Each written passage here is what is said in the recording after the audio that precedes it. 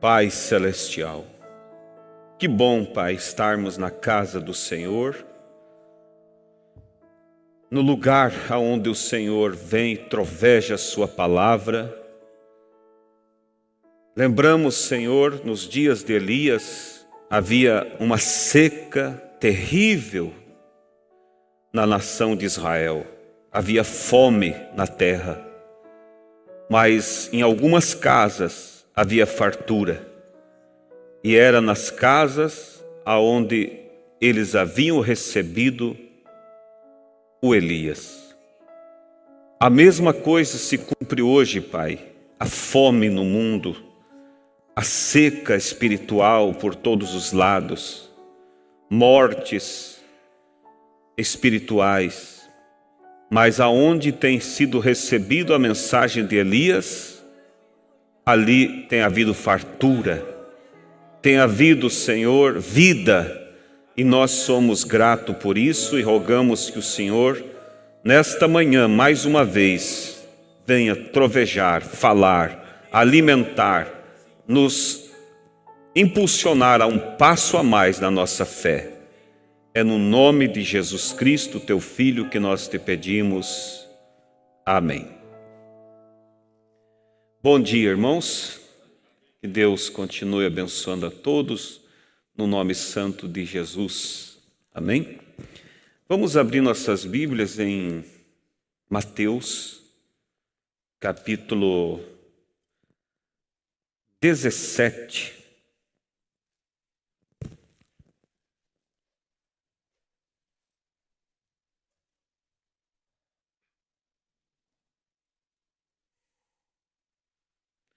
Até do versículo 1 ao versículo 9. Que Deus abençoe a todos que estão participando também através da internet. Nós saudamos a todos no nome de Jesus. Vamos ler então, capítulo 17, versículo 1.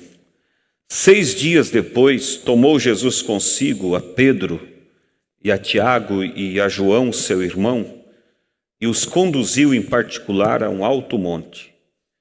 E transfigurou-se diante deles, e o seu rosto resplandeceu como o sol, e as suas vestes se tornaram brancas como a luz. E eis que lhes apareceram Moisés e Elias falando com ele. E Pedro, tomando a palavra, disse a Jesus: Senhor, bom é estarmos aqui. Se queres, façamos aqui 3 tabernáculos, um para ti, um para Moisés e um para Elias. E estando ele ainda a falar, eis que uma nuvem luminosa o cobriu, e da nuvem saiu uma voz que dizia: Este é meu filho amado, em quem me comprazo, escutai-o. E os discípulos, ouvindo isso, caíram sobre o seu rosto e tiveram grande medo. E aproximando-se Jesus, tocou-lhes e disse: Levantai-vos e não tenhais medo. E erguendo eles os olhos, ninguém viram senão a Jesus. E descendo eles do monte, Jesus lhes ordenou, dizendo: A ninguém conteis a visão, até que o Filho do Homem seja ressuscitado dos mortos. Podeis vos assentar? Que Deus abençoe. Antes de nós entrarmos na palavra, quantos assistiram a live de sexta-feira? Levante suas mãos. Quase toda a igreja, né? Nós tivemos um bom momento e algo realmente edificante. E é importante que os irmãos, passem para os outros, né? Para que outros também sejam abençoados. Inclusive, teve um pastor lá de Moçambique, eu acho que que entrou, pediu para mim o link. Ele viu o título, né? E falou: esse é um assunto que nos interessa. E eu passei para ele. Então, entre tantos assuntos que nos interessam, o mais importante é a vinda de Cristo. E a gente Como que alguém vai ter uma expectativa por algo que ele não sabe direito? Como que alguém vai ser perseverante por algo que ele não conhece? E lembra que a Bíblia diz: a fé vem pelo ouvir e ouvir a palavra de Deus. Então, quanto mais você sabe, você mais vai ter realmente empenho naquilo. Então, aqueles que assistiram, é bom assistir de novo e passar para outros, para que outros sejam ajudados, a ter essa expectativa tão gloriosa que é da vinda de Cristo. E Deus se agradou tanto dessa live que Ele comprovou de uma maneira. O profeta diz que um sonho que se cumpre é uma profecia. E a minha esposa, ela não é muito de sonhar, mas ela sonhou, ela falou: olha, eu tive um sonho. E lá em Criciúma tem trem, E quando ela era moça, hoje em dia tudo tem tudo pela tecnologia, Mas naquele tempo não havia. Então, onde tinha um local lá, perto da casa dela, tinha um cruzamento. E ali ficava um homem, e ele ficava ali numa torre, e quando o trem estava vindo, ele saía com a bandeirinha, para as pessoas parar, os carros parar. E ela sonhou que estava lá nesse local, e havia muita gente assim. De repente, o homem saiu caminhando com várias bandeiras na mão, entregou uma por Irmão Beto, e entregou outra para ela, e aí Irmão Beto e ela, então, acenavam aquela bandeirinha branca para as pessoas, avisando que o trem estava chegando. Aí, quando ela me contou o sonho, eu disse: exatamente, nós vamos falar na live sobre a vinda de Cristo. E essa bandeirinha é anunciando que Ele está chegando. Aí, na live, ela mandou a mensagem para mim e disse: Irmão Beto está com o mesmo terno, com o mesmo paletó que ele estava no sonho. Depois o Irmão Beto me falou que chegou para vir para a live, colocou a roupa e sentiu de ir lá e trocar o paletó antes de vir, para poder cumprir o sonho. Então são coisas, irmãos, que Deus faz e nós precisamos valorizar. Isso mostra que Ele está vindo, a bandeirinha anunciando: o trem está chegando. E o profeta diz, creio que é na mensagem, a intermitente luz vermelha do sinal da sua vinda, ele diz assim, que quando a pessoa está ali esperando o trem, enquanto o trem não está vindo, as pessoas ficam caminhando por ali, olhando as vitrines, comendo algum saquinho de amendoim. Mas quando aquela luz acende e eles então percebem que o trem está vindo, o profeta diz: se você tem a intenção de viajar, trate de soltar esses pacotinhos de amendoim, pare, vamos dizer, de ficar olhando para as vitrines, se alinhe para pegar o trem. E a luz que acende, avisando que o trem está chegando, irmão, já tem acendido há muito tempo os sinais. Então, é tempo de nós largar os saquinhos de amendoim, largar os entretenimentos, largar as dificuldades que tem um com o outro e se posicionar, porque Ele vem. Amém? Que Deus nos ajude. Vamos, então, no tema de hoje, irmãos, adoção. Adoção de filhos. Nós lemos aqui a passagem bíblica aonde Jesus convidou Pedro, Tiago e João para ir com ele. E a Bíblia diz que tudo que for confirmado com duas ou três testemunhas, tudo é confirmado. E ele tomou ali 3 testemunhas. para confirmar um grande evento. E ele os levou até o monte, e ali, de repente, a glória de Deus desceu sobre aquele lugar, uma nuvem encobriu Jesus, e as vestes dele resplandeciam de luz. E Moisés e Elias apareceram junto com Jesus, conversavam com Jesus. E o profeta diz: ali Deus estava tomando 3 testemunhas da terra e 2 do céu, com mais Jesus davam 3 também, para confirmar algo que haveria de acontecer ali, que era a adoção. Como vocês sabem, no Velho Testamento havia essa tradição, e os acontecimentos do Velho Testamento eram sinais, sombras, melhor dizendo, dos acontecimentos que haveriam de acontecer com a igreja hoje.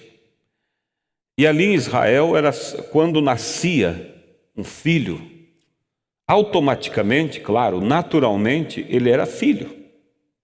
Nasceu na família, é filho.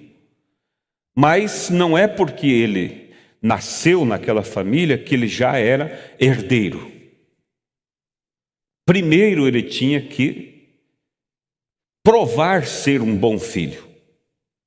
Para isso, o pai contratava um tutor para ensinar os negócios do pai. Aquilo que o pai lhe dava, aquele tutor ia ensinar aquele filho, ia ensinar para ele também os princípios daquele pai, o respeito. E aquele filho, dando a devida atenção e realmente tomando os negócios do pai como uma missão sua, ele provava que ele mostrava que ele era um bom filho. E vocês vejam que é exatamente o que Deus faz. Quando nós viemos a Cristo, nós somos filho. Mas quem será herdeiro realmente para ter a fé de arrebatamento? Quem irá realmente estar com Cristo no milênio, governando a terra? Não é todos aqueles que dizem eu sou filho, é aqueles que provarem ser bons filhos. E como que se prova ser bom filho? Tendo interesse pelas coisas de Deus, tendo zelo. Você vai ver que a Bíblia diz sobre o homem do tinteiro de Ezequiel, livro de Ezequiel. Veja vocês que antes que as armas de destruição entrassem em exercício para trazer a morte sobre as pessoas, a destruição, um homem com um tinteiro, vestido de branco e com um tinteiro na mão, ele veio. E a esse homem vestido de branco foi-lhe dado a ordem que marcasse todos aqueles que gemiam por causa das abominações que se cometia na terra. Esse homem do tinteiro é o Espírito Santo. Muitas abominações, irmãos, têm se cometido na terra. E eu não estou nem mesmo falando sobre aquilo que se comete lá nos carnavais, lá entre os ântrios do mundo. Estou falando de abominações que se cometem no mundo chamado cristão. Coisas que ferem os princípios de Deus, mundanismo. Não é só não fazer parte disso, isso É uma parte. Mas eu preciso também não concordar com aqueles que fazem. Porque a Bíblia diz, eu tenho contra aqueles que não faz, mas consente aos que fazem. Ou seja, eu não faço, mas, como disse alguém, eu não tenho preconceito com quem faz.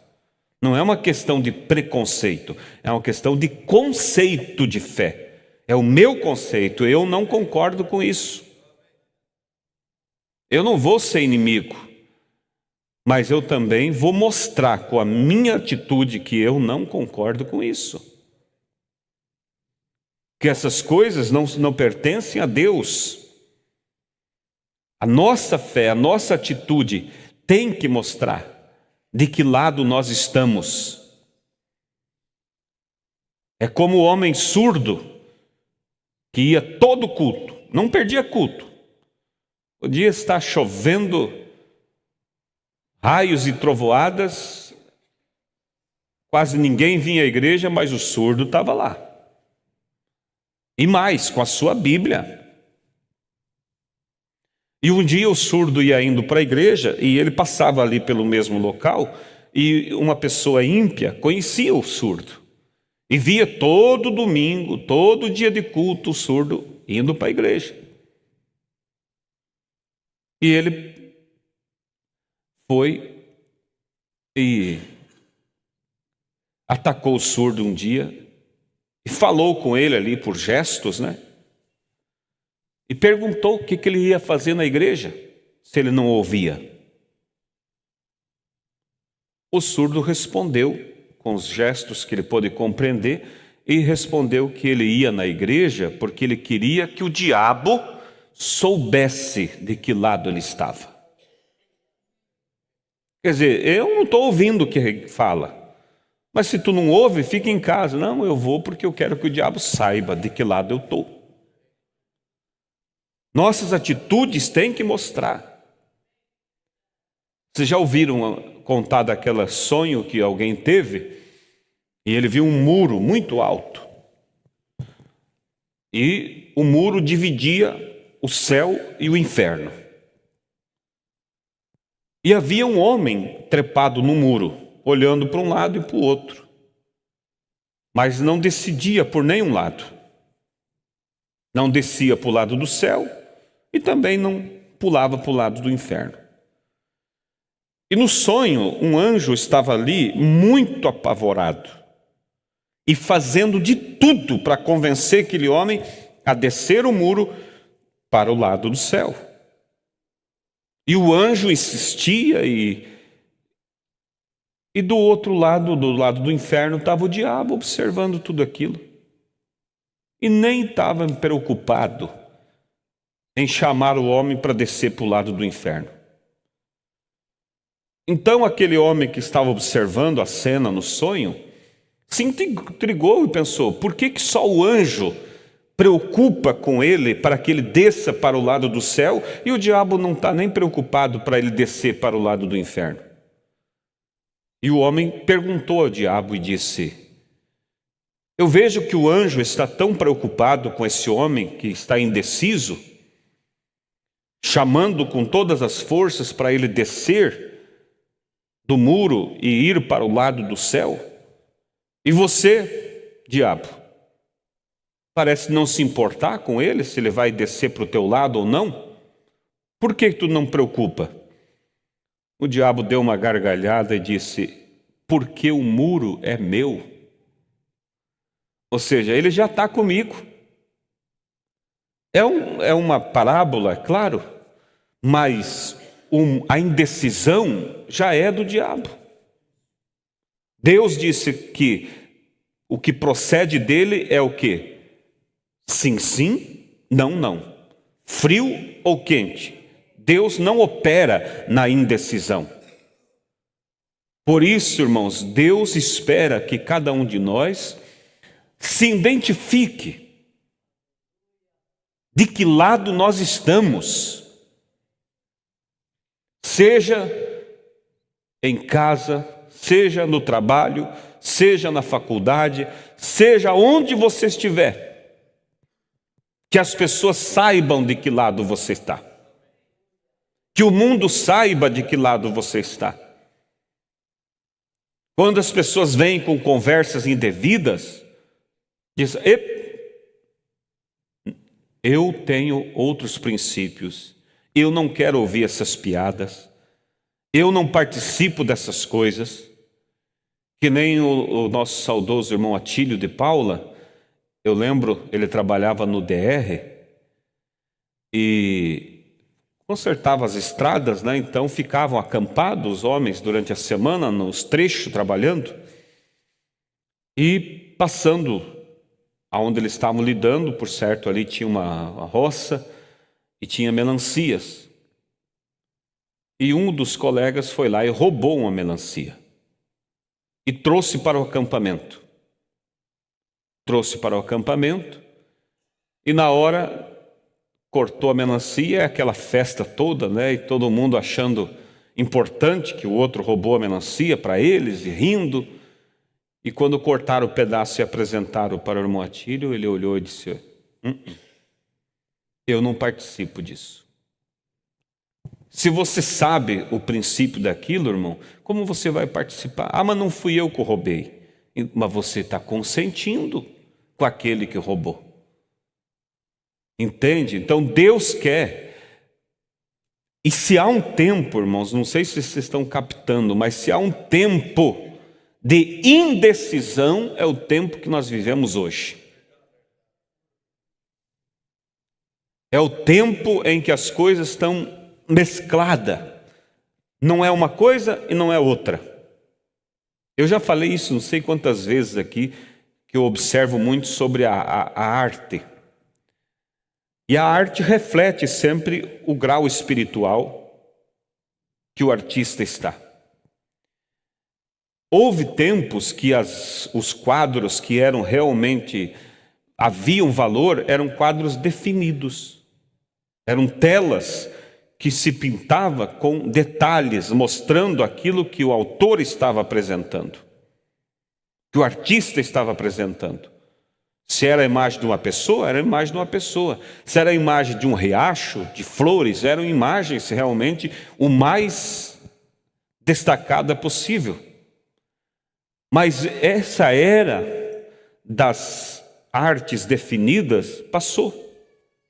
Hoje, as artes que mais têm valor é um monte de tinta jogado no quadro, que não se sabe, o artista tem que te explicar o que é que está representando aquela obra, porque ninguém vai saber. Então, um pingo de tinta aqui, uma lambuzada para cá, ele vai dizer que reflete a aurora, ou reflete o pôr do sol, ou não sei o quê. Por quê? E são quadros que realmente têm muito valor, chamado de artes abstratas. É o abstratismo, quer dizer, o abstrato é algo que não tem forma. E por que hoje isso está no mundo da arte? Porque reflete o espírito das pessoas. A indecisão, o abstratismo. Antigamente, irmãos, quando se tomava uma decisão por Deus, era por Deus, a pessoa mudava a vida. E por que a obra crescia? Porque as pessoas que tomavam a decisão, tomavam um posicionamento e através da vida deles, outros tomavam. Mas hoje, as pessoas tomam certas decisões, elas dizem, isso é entre eu e Deus. Não precisa ninguém saber. Não, Deus quer que Ele, irmãos, não escondeu o seu propósito da redenção. Ele não escondeu o amor que Ele tinha por nós. E Ele espera que nós também não esconda.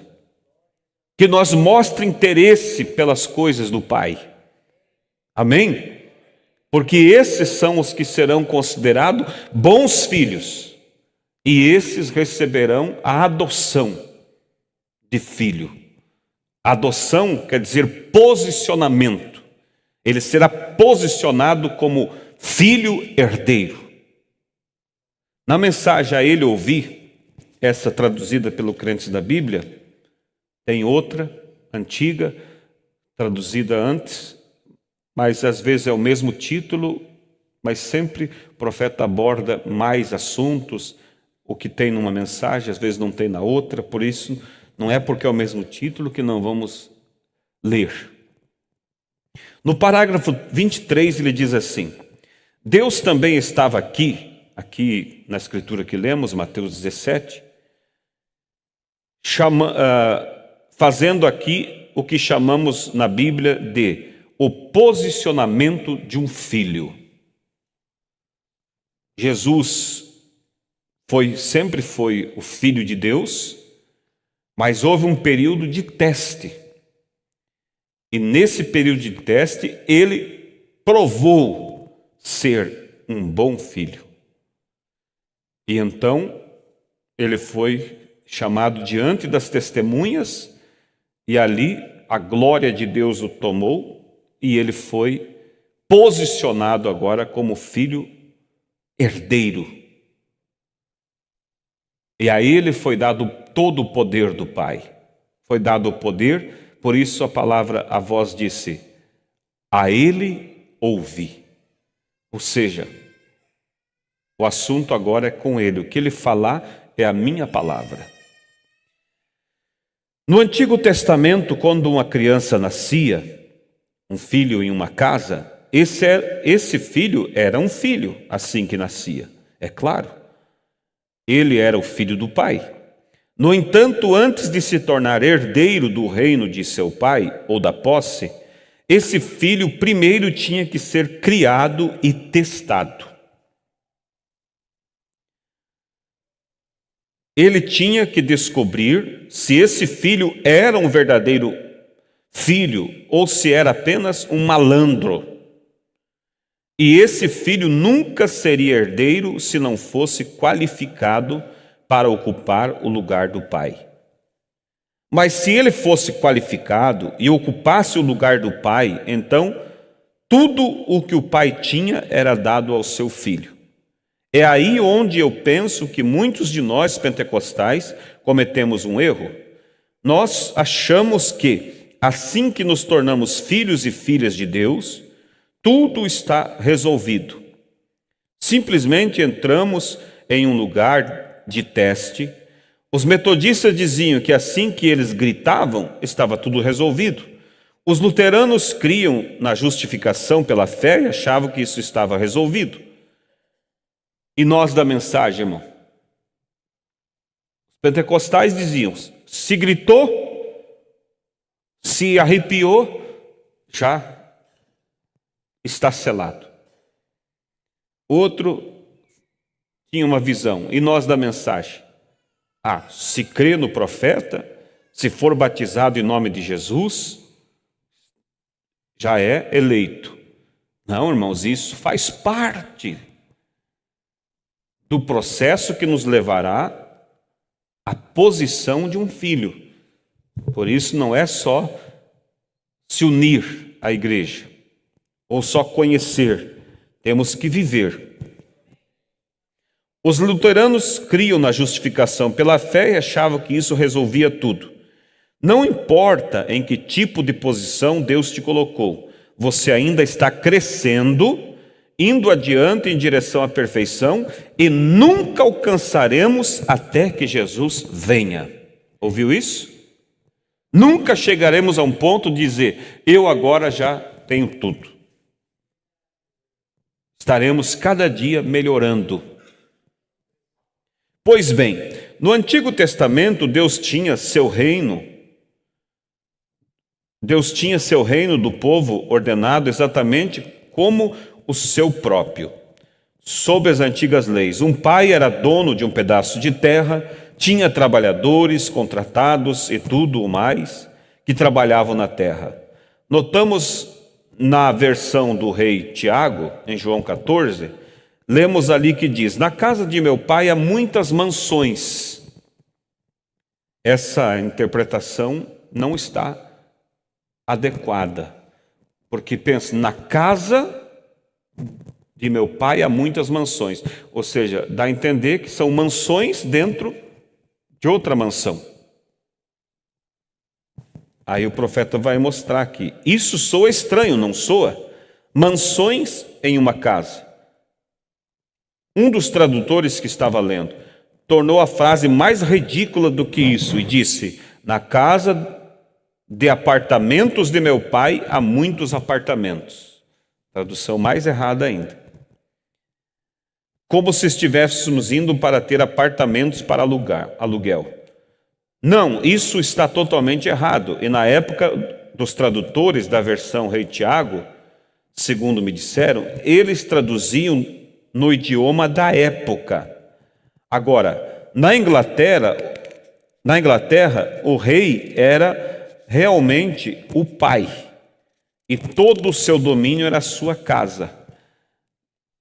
Para nós entender, na época que foi traduzido, ali na Inglaterra havia o rei, e todo o país era chamado de casa do pai.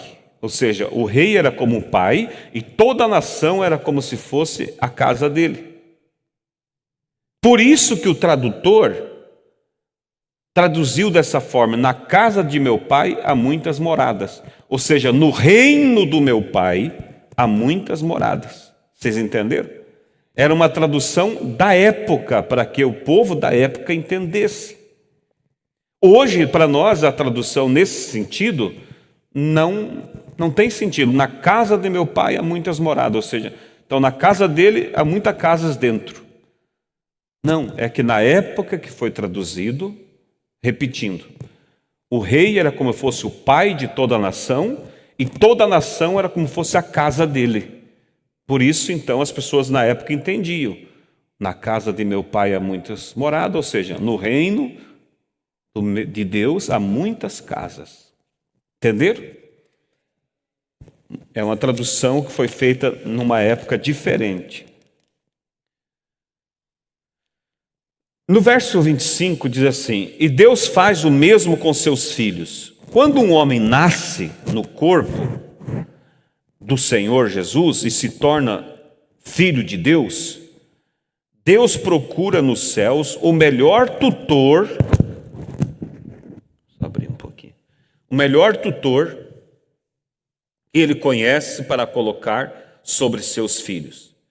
E não se trata de um bispo, mas do Espírito Santo que Deus colocou sobre sua igreja para criar sua igreja, para ela crer nas coisas espirituais e nas obras sobrenaturais de Deus. Ele não colocaria um bispo sobre sua igreja que não cresce nos dias, que os dias de milagres já passaram e todo o sobrenatural se foi. Deus não faria isso. E o Espírito Santo foi enviado para governar e guiar a igreja. Deus deu ao Espírito Santo para fazer isto. Então, se o pai no Velho Testamento escolhia o melhor tutor para ensinar o seu filho, Deus também hoje tem escolhido o melhor que ele tem. E o melhor que ele tem é quem? O Espírito Santo. Ele é o tutor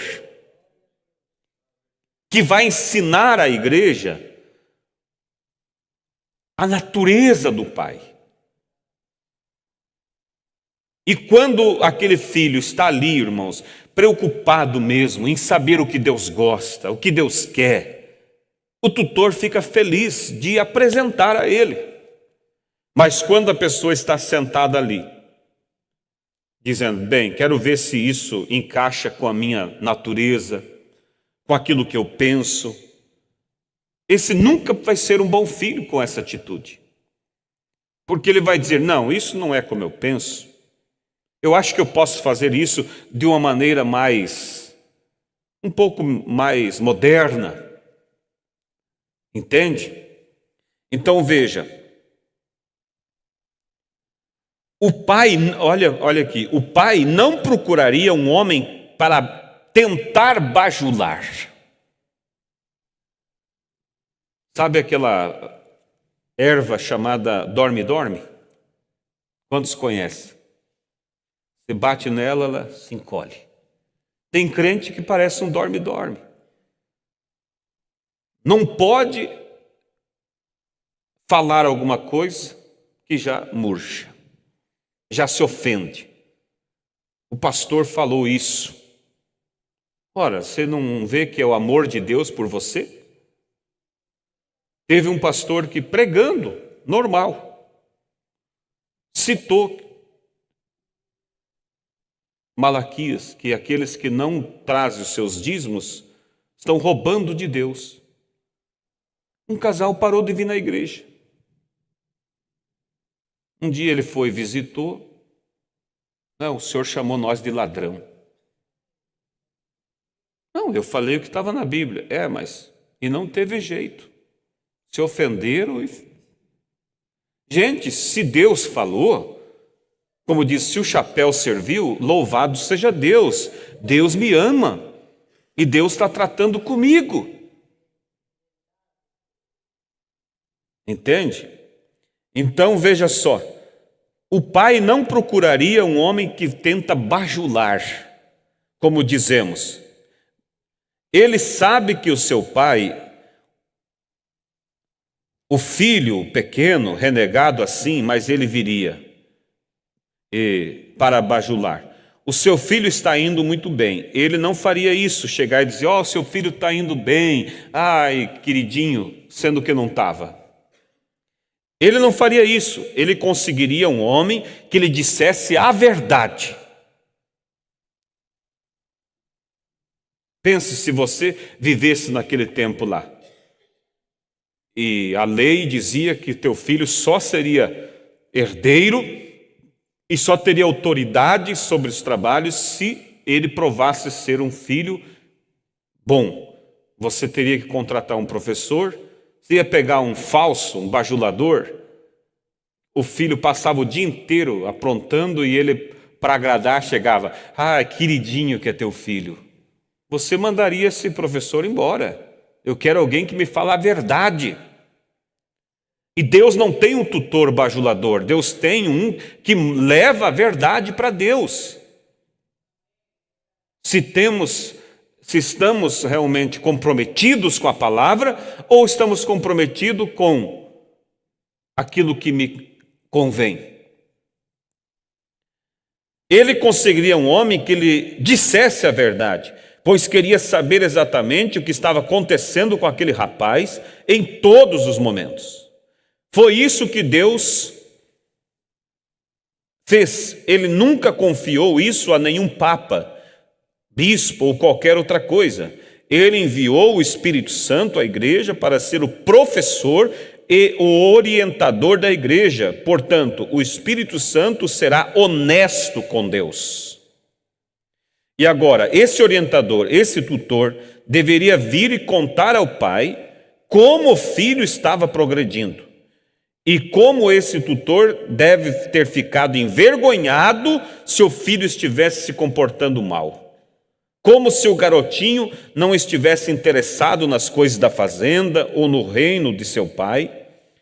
Como o Espírito Santo deve se sentir hoje, quando se apresenta diante de Deus, com o rosto curvado e envergonhado, por assim dizer, tendo que receber um relatório de nossas indiferenças na igreja hoje. Como colocamos de lado todo o batismo do Espírito Santo, como as igrejas estão tendo aparência de piedade, negando o seu poder, como ele deve se envergonhar ao dizer, suas filhas estão se vestindo de forma imoral. Estão ouvindo? O tutor, o Espírito Santo, tem que levar ao pai essa notícia. Vestes, como sempre ouvimos nosso pastor falar, coladas, mostrando as curvas do corpo, degotadas, mostrando a entrada dos seios, homens de bermuda. E não é só a mulher que é errado usar roupa apertada, o homem também, e muito feio. Mas eu quero mostrar meus músculos, eu quero mostrar isso. Olha, você não tem que mostrar. E aí aonde cada um tem que saber. Pessoas que me fugiu a palavra, são idólatras do corpo. Adoram o seu corpo e querem apresentar. Que é isso? Isso é uma coisa demoníaca. Mas o tutor tem que apresentar. Pai, eu tenho falado. O pastor que eu tenho usado para falar tem se desgastado. E sai dali e vê as pessoas na rua como se não fossem crentes. Roupas curtas. Parece que não tem um espelho para olhar, parece que não tem um marido para dizer: ei, esposa, essa roupa aí não vai dar. Quando a mensagem veio, nós ouvimos nossas irmãs antigas contar, não tinham muitas condições. Desmanchavam outras roupas e emendavam. E ninguém se sentia diminuída por isso. Colocavam a barra de outra cor, combinava? Não. Às vezes sim, às vezes não. Não eram cores que combinavam, mas pelo menos elas se sentiam decentes.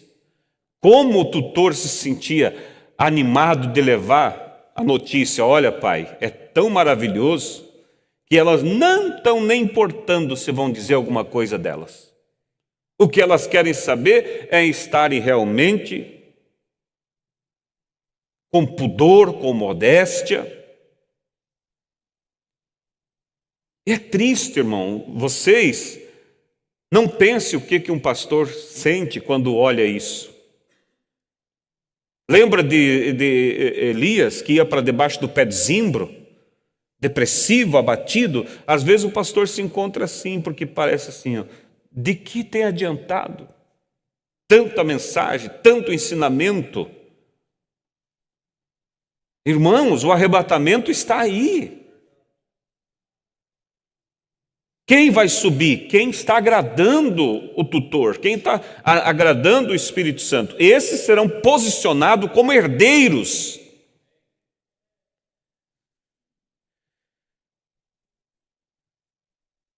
O Espírito Santo deve se sentir hoje, como ele deve se sentir? Ele deve se envergonhar ao dizer: suas filhas estão se vestindo de forma imoral. Como ele deve se envergonhar ao dizer: seus filhos não conseguem nem concordar uns com os outros, o suficiente para ter uma reunião. Se é uma coisa, irmão, feia, é ver pessoas discutindo na internet, para que todos vejam a diferença que eles têm um com o outro. Como que o tutor se sente? Ele diz: em ver que os filhos não se entendem nenhum com o outro. Como eles estão zombando do seu povo que foi chamado e cheio do Espírito Santo. Como o Espírito Santo deve se sentir ao apresentar-se diante de Deus com mensagens como essas? Voltando, dizendo que estão tendo uma aparência de piedade, eles não creem mais no sobrenatural, eles nem mesmo vão à igreja na quarta noite.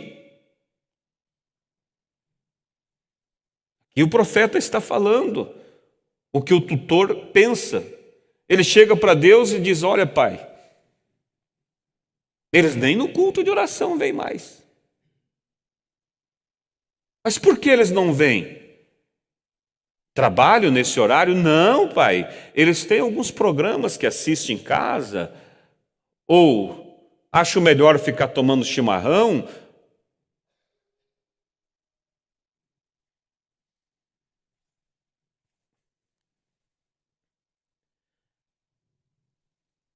Ficam para assistir algum programa de televisão favorito. E os dons que tu envias à tua igreja para confirmar tua palavra que tu prometeste, as pessoas se afastam e chamam de obras do diabo. Isso é perigoso, irmão. Pecar contra o Espírito Santo é dizer que uma coisa que é de Deus é do diabo. E tem pessoas que censuram a maneira de alguém adorar a Deus. Se você não concorda, se você acha que aquilo não está de acordo, ore e diga: Senhor, me parece que isso não é, mas se não está certo, faça com que o pastor veja e ele conhece a ordem da igreja, mas não fique criticando, zombando. Eu já vi pessoas, irmãos, do nossos, imitarem pessoas que falam em línguas estranhas nas denominações. Tem sim coisas lá fabricadas que são verdadeiras aberrações, tem, mas tem pessoas lá que têm dons genuínos. Os dons são dados sem arrependimento. Mas a maioria, mas você vai ser juiz para ficar julgando lá? Deixa eles. Aquilo que você vê que não é de acordo com a mensagem, você só não aceita, não concorda. Agora, lembre-se, o Espírito Santo tem que levar a Deus tudo o que todo cristão professo diz sobre isso. Bem, pode que o pai diga: você tentou? O tutor diz: olha, eles não se importam, eles andam mal vestidos, eles não vêm na igreja, no culto de oração. E o pai pergunta: mas você tentou convencer eles? O tutor diz. Daí o pai diz assim: você bateu a porta do coração deles? Bati noite após noite, e eles não deram ouvido. Como ele deve se sentir? Ele confiou em nós, como fez com Adão e Eva, colocou-os no jardim do Éden e confiou que seriam corretos, que obedeceriam a sua palavra. Eles caíram, e assim que o homem tiver algo sob o seu controle, ele cairá todas as vezes. Ele não consegue se sustentar sozinho. É necessário Deus para nos sustentar. Então notamos novamente que, e se aquele garoto fosse um bom rapaz? Aí tem outro lado, né? Se ele fosse um bom rapaz, como o professor estufaria o peito e caminharia até o pai e diria: estou tão feliz, Senhor, em lhe dizer a mensagem de como seu filho está progredindo. É isso que eu quero que o meu tutor diga para Deus. É isso que você quer também? Ele é tão inteligente quanto pode ser. Ele é exatamente como o Senhor. Como diríamos, tal pai, tal filho. Ele é exatamente como você. Ele ama a mesma coisa que você ama. Ele faz o trabalho exatamente como você o fazia quando estava lá. Esse é o tipo de igreja da qual o Espírito Santo gosta de dar testemunho diante de Deus. O tipo de obras, disse Jesus: eu faço, vós também fareis. É desse tipo de igreja que o Espírito Santo gosta de testemunhar diante de Deus. Então, se aquele garoto, aquele filho, não obedecia e não era um filho obediente, ele nunca deixava de ser filho. Ele continuava sendo filho. Ele permanecia um filho, contudo não tinha herança. Agora, não queremos ficar nesse lugar. A igreja deveria estar a 1000 milhas mais adiante na estrada do que está esta noite.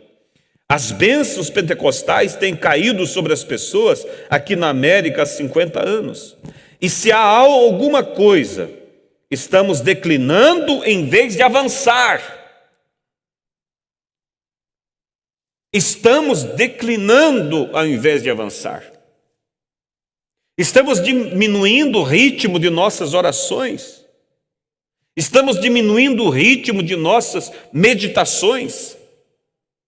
Estamos diminuindo o ritmo, irmãos, do nosso louvor.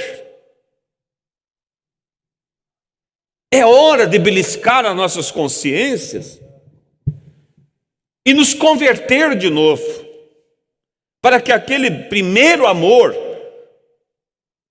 brilhe dentro de nós. Aleluias! Para que você está pregando. As bênçãos pentecostais têm caído sobre as pessoas aqui na América há 50 anos. E se há alguma coisa, estamos declinando em vez de avançar. Para que você está pregando assim, irmão Brana? Quero ver a igreja de Deus em profunda sinceridade. Quero ver as velhas reuniões de oração à moda antiga. Quero ver os momentos em que eles não podem deixar a igreja. Eles simplesmente ficam a noite toda e oram, e jejuam, e clamam até que Deus responda. Em vez disso, parece que o amor se esvaiu de nós. O amor de Deus, o amor. Bem, um verdadeiro cristão mal pode esperar quando a campainha toca e ele está no banco da frente e pronto, com o inário na mão. Mas agora nós dizemos, então é isso, irmãos. Mas Deus tem aqueles que têm agradado. Sexta-feira nós estávamos na live e já vi os jovens chegando para a oração. Tem aqueles que vêm. É isso. Mas nós queremos que não seja alguns, que seja realmente um mover entre toda a igreja.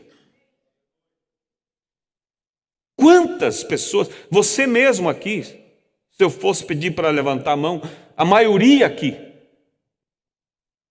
creu nessa mensagem porque teve alguém que estava com a mensagem em fervor no coração e foi e te falou. Levanta a mão para me ver quantos que foi algum irmão, não um pastor, não um obreiro, mas algum irmão que foi e falou para você. Olha, quantas mãos, quantas mãos. É isso. E que você leve essa tocha para frente. Ah, mas eu não tenho o dom. Não é a pessoa que converte. É Deus. Você só tem que ser um sal. Mostrar no que você crê. É tempo, irmãos, de nós beliscar a nossa consciência. Mais um pouquinho aqui. É assim o verdadeiro cristianismo. É uma experiência viva. Pentecoste não é uma denominação. Pentecoste é uma experiência que qualquer pessoa pode ter, se desejar tê-la. É algo que você experimenta o Espírito Santo. E assim, quando esse rapaz, se ele crescesse dessa forma e não se tornasse obediente, não tivesse o desempenho de seu pai, não tentasse levar adiante os negócios de seu pai da mesma maneira que o seu pai fazia, então esse filho perdia toda a sua herança. Outro irmão tinha que tomar o seu lugar. Hoje, se tentarmos apresentar a igreja diante de Deus apenas sobre credo ou teologia comum de uma igreja, não é assim que Jesus apresentou a igreja diante do Pai. Deus quer que a igreja seja cheia do Espírito Santo, fazendo as mesmas obras que ele fez quando esteve aqui na terra. Esse é o tipo da igreja que o Mestre, o Espírito Santo, vai querer apresentar diante de Deus. Como eu disse a vocês uma vez aqui, no Antigo Testamento, quando era escrito e depois dividido, quando eles se juntavam, no Antigo Testamento, o contrato, quando era feito um contrato, ele era escrito e depois dividido.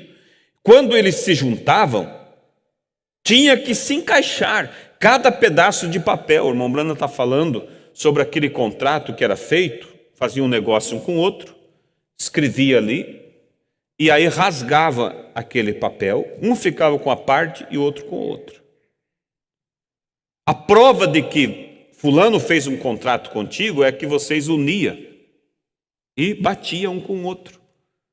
Deus fez um contrato com nós dessa forma. E o que ele fez? Ele rasgou Jesus ao meio.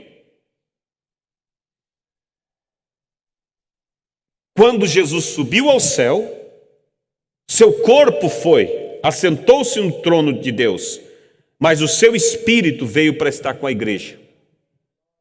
E quando chegar o dia do arrebatamento, o que vai provar que você faz parte dele é que se você tem o Espírito Santo para unir com a outra metade. Se não tem, irmãos, vai chegar lá com a placa de uma igreja para unir, não encaixa com Cristo. Vai chegar lá com a tradição de ser da mensagem. Eu sou da mensagem. A tradição não encaixa também. O que vai encaixar é a vida, que é Cristo. Cristo é a mensagem. Sim, a mensagem, porque hoje a mensagem do tempo do fim é o próprio Cristo. Como que é o próprio Cristo? Claro, você não vê que Deus se afastou do homem por causa do pecado? Deus não veio progredindo na restauração, cada vez chegando mais perto, mais perto? Lutero foi o broto, Wesley foi o pendão do milho, os pentecostais foram a palha que envolve a caça, o grão, mas a mensagem trouxe o quê? O grão com a vida dentro do grão. Por isso, o irmão Branham disse que a minha mensagem é o quê? O sinal. E o sinal é o quê? O Espírito Santo. Então, a mensagem é Cristo. Não é uma tradição. A mensagem é Cristo em nós.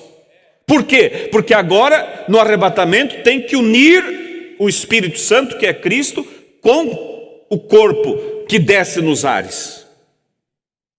E você não vai unir só com uma tradição de dizer que crê no batismo ou na ceia. Você tem que ter Cristo.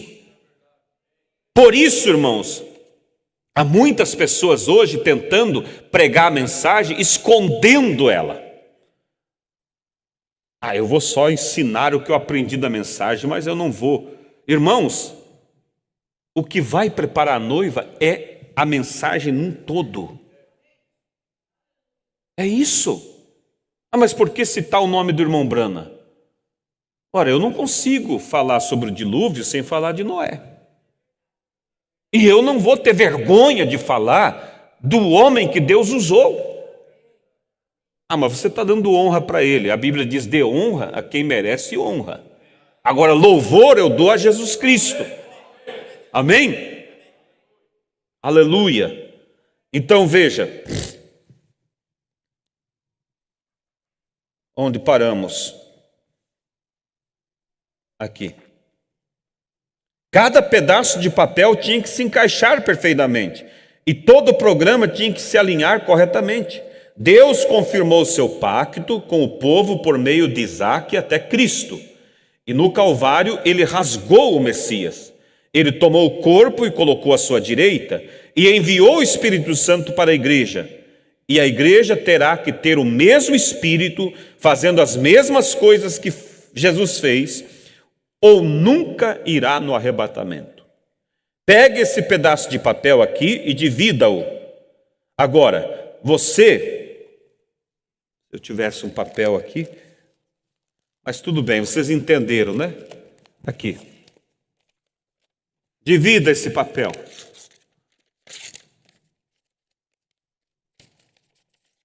Aí eu dou um pedaço para o irmão Josué e fico com outro.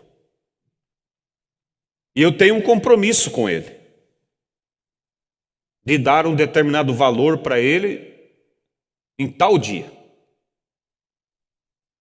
Ele vem para buscar esse compromisso comigo, ele tem que trazer essa metade, que comprova. E aí eu vou pegar esse papel e vou ver se encaixa. Encaixou. Realmente você tem esse dinheiro para receber. Agora, que tal alguém dizer assim: eu vou lá.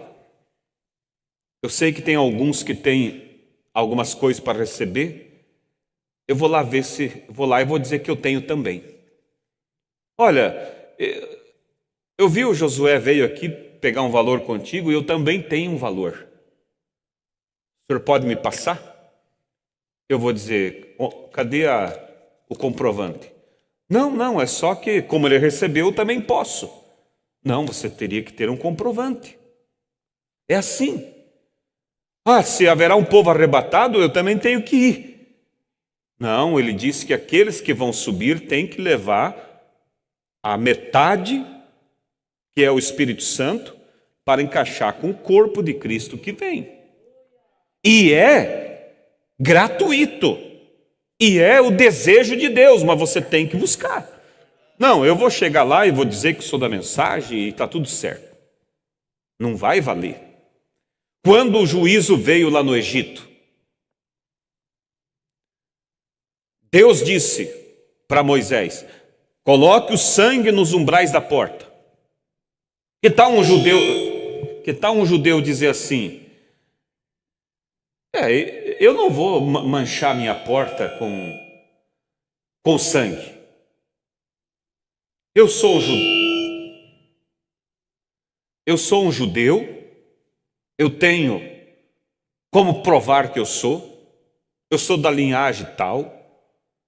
Eu vou colocar aqui na mesa os documentos e quando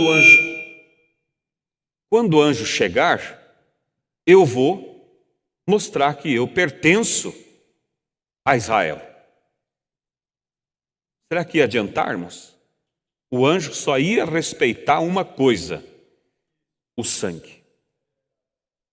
Mas eu conheço a mensagem, eu conheço tudo.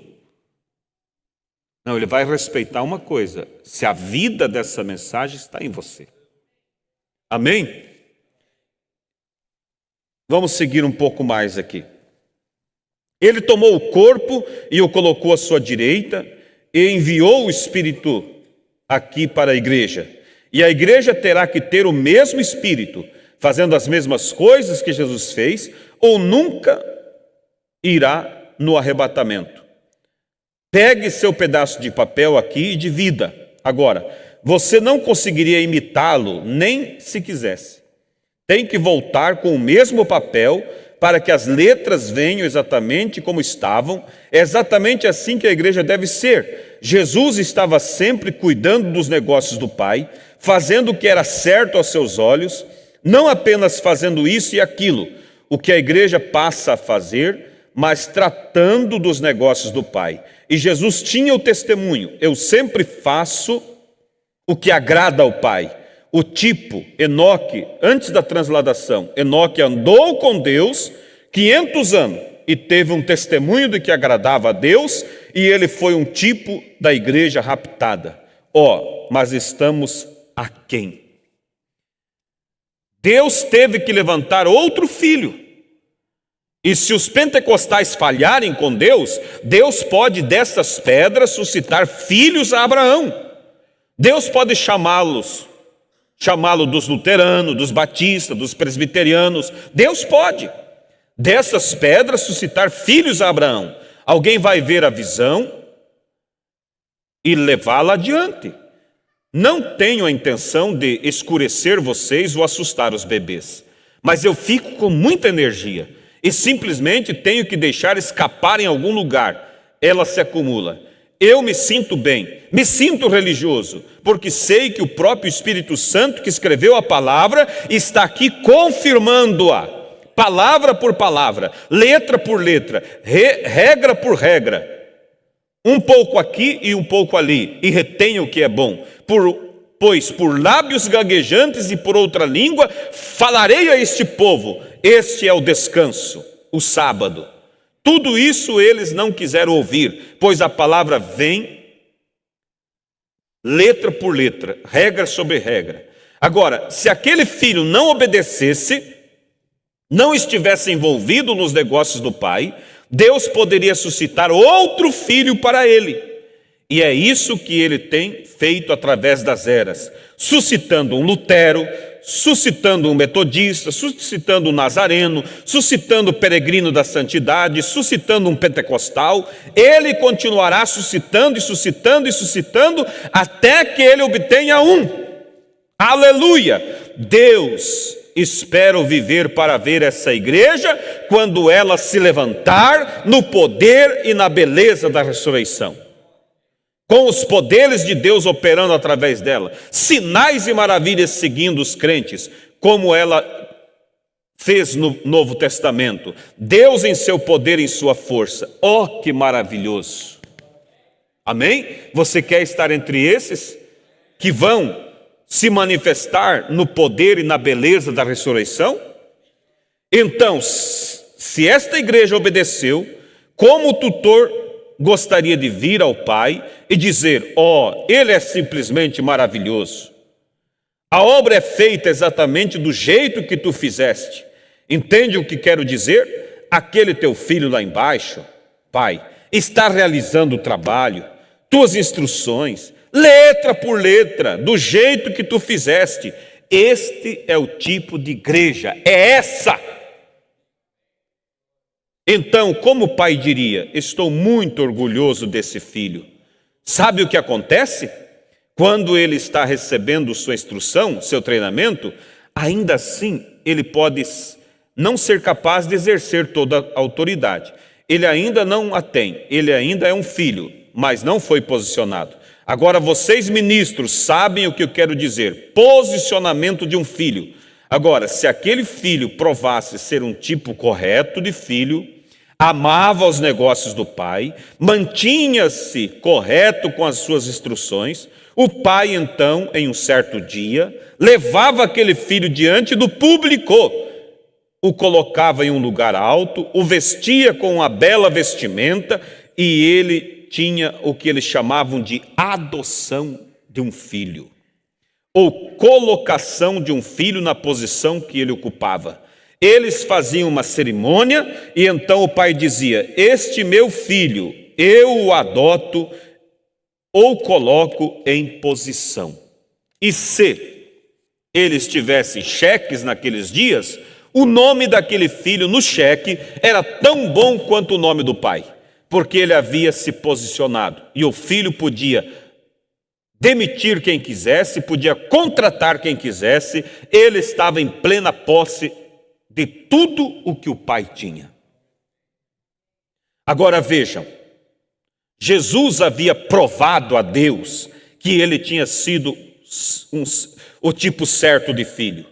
E Deus o levantou ao cume do monte, trouxe testemunhas celestiais e testemunhas terrenas. O vestiu de imortalidade. Quando eles olharam, disseram: suas vestes resplandecem como o sol. Algo sobrenatural aconteceu. Suas vestes brilhavam como o sol no meio-dia, tão brancas quanto podiam ser. Deus colocou sobre ele um manto de imortalidade, mostrando que o havia recebido. Essa é a coisa que Deus fará com seus filhos aqui na terra algum dia. Ele te chamará à parte. Igreja, se você tão somente lhe obedecer e ficar com a palavra e crer nela, e ele colocará na igreja se você tão somente lhe obedecer e ficar com a palavra e crer nela, ele te colocará na igreja antes da vinda de Jesus. Ele te colocará na igreja. Todos os poderes de Cristo todos os poderes que Cristo tinha em si estarão na igreja. Tudo que Deus era, ele derramou em Jesus. Tudo que Jesus era, ele derrama na igreja. Deus, querendo que sua obra fosse feita, enviou a seu filho. O filho, querendo que a obra fosse feita, o enviou à igreja. Naquele dia sabereis que eu estou no Pai, o Pai em mim e eu em vós, e vós em mim. Naquele dia, porque o mesmo poder de Deus que estava em Jeová, Deus, repousou em Jesus. E o mesmo poder que repousou em Jesus Cristo, repousa nos filhos, posicionado no corpo de Cristo. Aleluia! Posicionamento de um filho. Leve-o a um certo lugar, faça uma cerimônia diante dos anjos, coloque-o posicionalmente, o que ele é no corpo de Cristo. Então essa pessoa tem autoridade. Deixe-me dizer isto, ainda que você me considere um fanático a partir de hoje, a mesma coisa de que estou falando será feita. Escuta agora. Haverá um poder colocado na igreja, E agora está chegando que o Espírito Santo ungirá as pessoas de tal maneira que falarão a palavra e ela própria criará ali mesmo. Não temos visto poderes como os que estão vindo à igreja agora.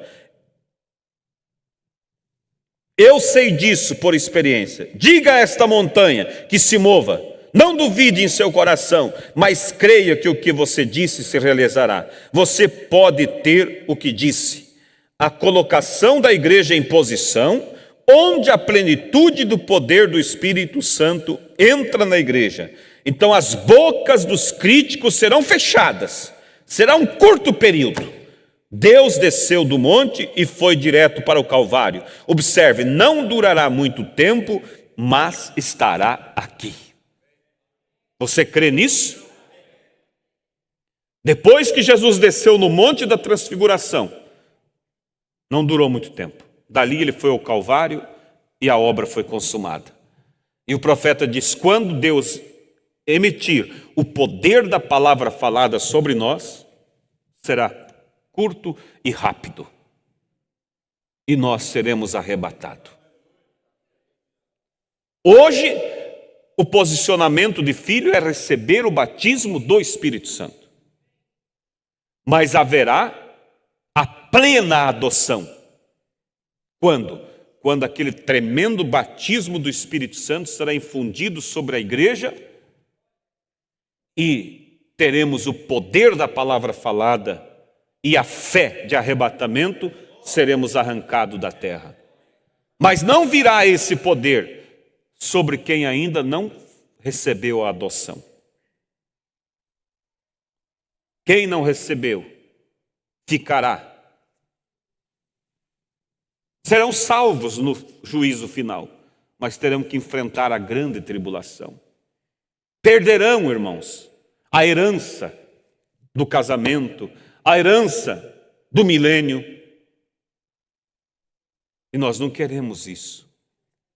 Então, igreja, é tempo de um despertar. É tempo de nós beliscar nossa consciência. É tempo de nós cobrar de nós.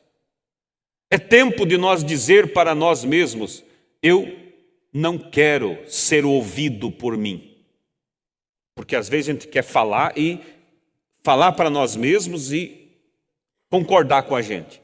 Eu quero concordar com o que a palavra diz. Eu quero ficar com o que está escrito. É isso que nós precisamos. O arrebatamento está perto. A vinda de Cristo está perto. Se Deus permitir, hoje à noite eu quero falar sobre a vinda deles. Os sinais e o que acompanha esta vida para aqueles que estarão com Cristo. Será glorioso, irmão. Haverá uma série de eventos que acompanharão a nós. As bodas do Cordeiro, a vinda com Cristo, em Apocalipse 19, para implantar o milênio, e nós com Ele na terra. Será tão glorioso, irmãos. Não podemos perder isso. Por isso vamos nos despertar. Será que você vai permitir que uma coisinha tão pequena te tire do arrebatamento? Que entretenimentos com coisas banais que roubam o teu tempo te tirem do arrebatamento? Que mágoas, ressentimentos te roubem do arrebatamento? Lembra quando o irmão Green contou que o irmão Brana estava num local onde tinha uma balança de precisão. Aquelas balanças que pesam até a poeira. Porque ali eles compravam ouro. Então o ouro é tão valioso que até o pó tem que ser pesado. E o irmão Brana estava ali, viu aquela balança que pesava, como diz, quase pesava até pensamento. Tão precisa que ela era. Aí o irmão Brana pegou um papel que tinha ali, jogou em cima da balança. Mostrou por irmão Grinha os números que ela apontou. Aí ele tirou, pegou uma caneta e riscou aquela folha e jogou em cima. E a peso da tinta deu uma pequena alteração, mas ela identificou. Aí o irmão Brana olhou para o irmão Green e disse: irmão Green, se alguém tiver algo contra o seu irmão, como um risco de caneta assim, perderá o arrebatamento. Por isso, irmãos, lembre, por que nós somos exemplificados na pomba, tipificado na pomba? Porque a pomba, ela não tem fel. Fel aponta para a amargura. O corvo, ele vem, se assenta com a pomba e come milho junto com a pomba. Mas ele levanta dali e vai comer carniça. Mas a pomba, o corvo até pode comer milho com ela, mas a pomba não vai comer carniça com ela. Porque se ela comer uma bicada de carniça, ela morre. Porque ela não tem fel para digerir coisas imundas. É o tipo do cristão que não tem fel, não tem mágoa, não tem ressentimento. Você perdoa. Ah, mas eu não consigo. Pede a Deus. Você não vai fabricar um perdão. Pede: Senhor, dá-me a tua natureza. Me ensina a perdoar, me ajuda. E o melhor jeito de você conseguir se ajudar a perdoar é se colocar no lugar da pessoa e pensar assim: não é ela é boa, é um espírito que a enganou. E se um espírito me enganasse, eu gostaria que alguém me ajudasse. Então, irmãos, concluindo nesta manhã, não é somente ser filho, precisa ser bom filho. Você tem sido um bom filho? A esposa pode dizer, testemunhar de você, dizer: não, ele é um cristão. O marido pode dizer: ela é uma cristã. O pai pode dizer: meu filho é um cristão. Porque o maior testemunho que alguém pode receber não é dos de fora, é daqueles que vivem com a gente. Vamos nos colocar de pé, irmãos. Ore sobre isso. Não pense que isso dificulta o teu arrebatamento. Ah, se é assim, então eu estou fora. Não, irmãos. Que dificuldade aquele filho teria em obedecer? Era só ele dizer: mas eu não consigo. Se ele dissesse: olha, professor, o senhor tem me ensinado isso, que meu pai sempre faz. Eu tenho tentado, não estou conseguindo. Mas eu gostaria que o senhor me ajudasse.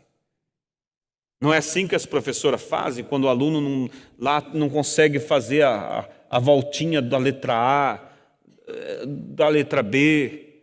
Ela não pega, quantos que estudou e lembra, pega na mão da criança, junto com o lápis, e ensina. Agora, se a criança olha e diz: eu não consegui, e quando a professora volta, ele está riscando a folha, ele vai levar um castigo. Então, não conseguiu, diga para o tutor, seja sincero: pai, eu não estou conseguindo, mas eu jamais vou discordar disso, pai. É a tua palavra, e eu quero que o senhor me ajude, que essa seja a tua oração. Eu não consigo, pai, quando eu estou ali na internet, vem aquele vídeo imoral, quando eu vejo eu paro naquilo, mas Senhor, eu não quero isso, me ajuda. Senhor, eu vou jejuar para que o Senhor me liberte desse espírito. Como Deus não sente prazer de dizer assim: meu filho, eu me sinto tão bem de saber que você quer fazer o certo, eu vou te ajudar. Porque lembre-se, ninguém dá conta de ser um cristão por si próprio. É o Espírito Santo. Pai celestial, Deus poderoso, nós te agradecemos pela mensagem que nos ensina todas essas coisas.